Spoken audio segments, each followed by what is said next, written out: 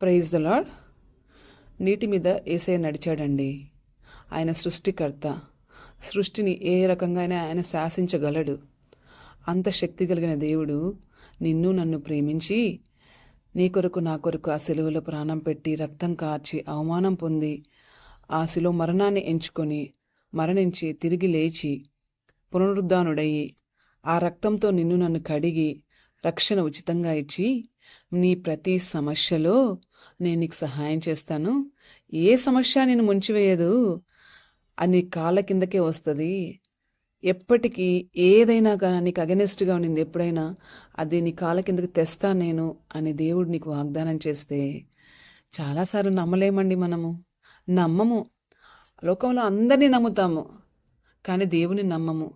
లోకంలో అందరి మాటలు విని మోసపోతాము కానీ దేవుడి మాటలు విని దాన్ని నమ్మడానికి మనకు చాలాసార్లు కష్టమవుతుంది. కాబట్టి గుర్తు తెచ్చుకోండి, మన దేవుడు ఈ సృష్టిని సృష్టించిన దేవుడికి మన సమస్యలు చాలా చిన్నవండి. ఆయనే కాదు, పేతురు కూడా నీళ్ళ మీద నడిచాడు ఆయన సహాయంతో. నువ్వు నేను కూడా నడవగలుగుతాం. నీళ్ళు అనేది అక్కడ ఇంపార్టెంట్ కాదు, కానీ ఎలాంటి సమస్యనైనా తొక్కేసి మనము దాని మీద ఈజీగా నడుచుకుని పోయే సామర్థ్యము దేవుడు మనకి ఇస్తాడండి. భయపడాల్సిన అవసరం లేదు. అయితే ఒకటే చేయాలి. ఏం చేయాలంటే యేసు యందు విశ్వాసం ఉంచి ఆయన వైపు చూచుచూ ముందుకెళ్ళినప్పుడు మాత్రమే మనం నడవగలము.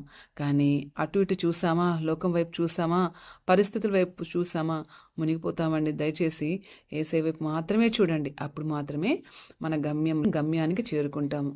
కాబట్టి దేవుడి వైపు చూద్దామా? ప్రేస్తులవాడు.